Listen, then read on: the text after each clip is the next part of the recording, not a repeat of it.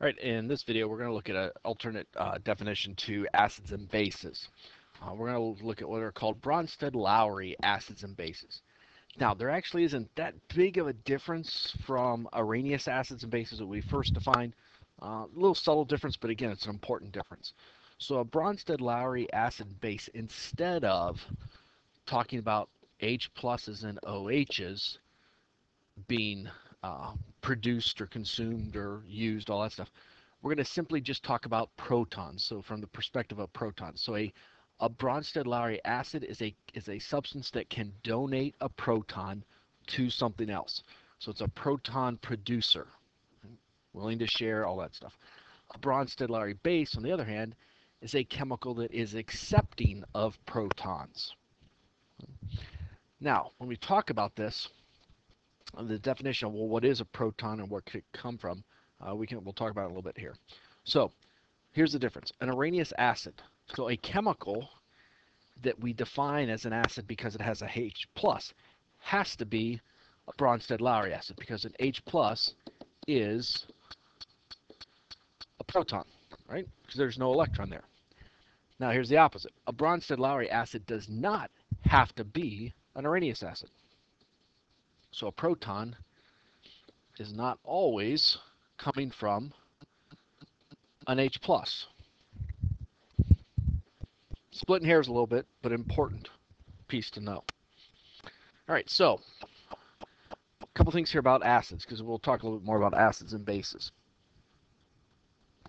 In the acids, we're going to define three other types of or terms with it: monoprotic, diprotic, and triprotic. Simply means the acid's got one hydrogen on it, two hydrogens, or three. And again, we could say, obviously, in reference to protic, meaning protons. So here are four different acids. HCl and HNO3 are considered monoprotic. H2SO4, sulfuric, is considered di, and phosphoric is considered a polyprotic or triprotic acid. Here's the important piece of these acids. In a reaction, only one hydrogen breaks off at a time. So when we talk about a replacement reaction, we've got to be a little bit careful.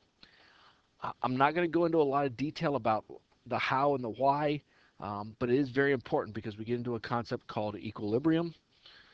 And it's a huge AP Chem thing. So we'll kind of scratch the surface, but stop a little bit short of going into a lot of detail.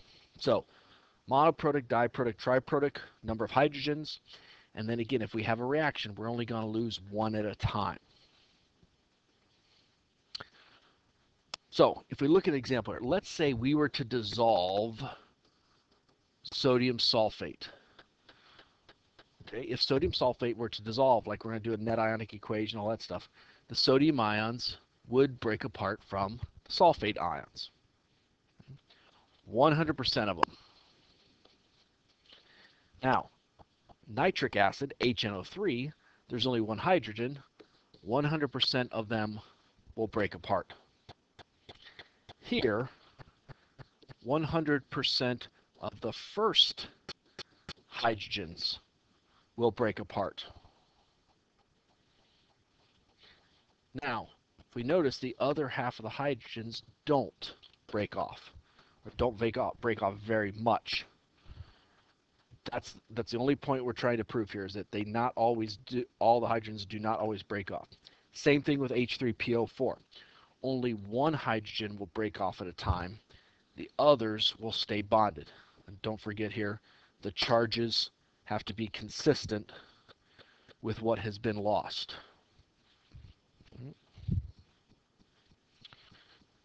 Remembering, hydrogens only break off one at a time.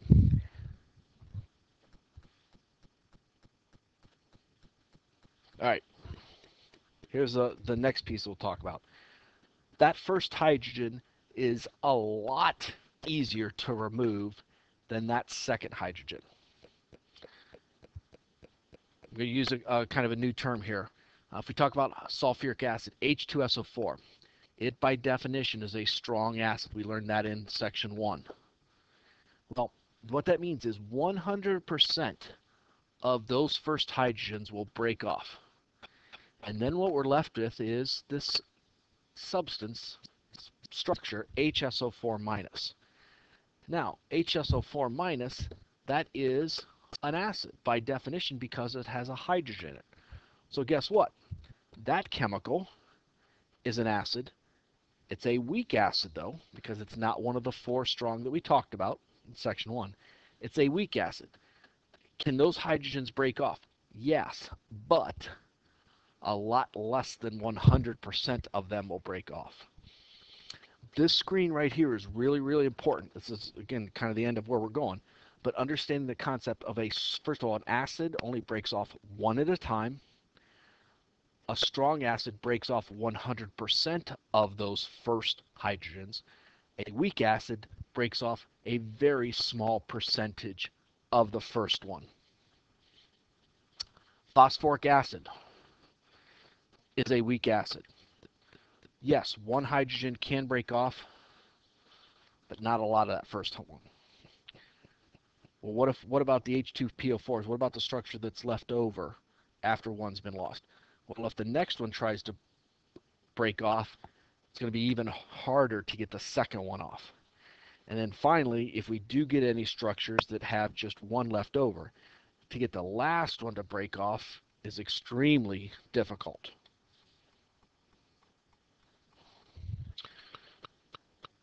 Bases are different.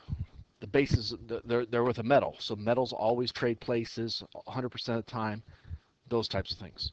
Okay?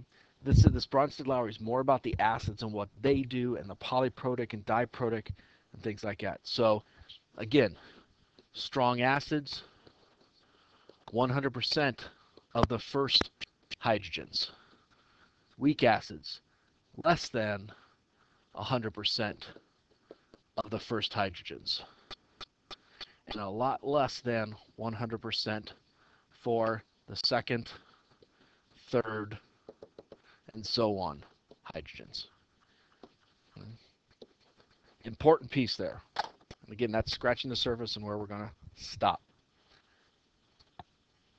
Last type of acid-base definition is what we call Lewis acid base.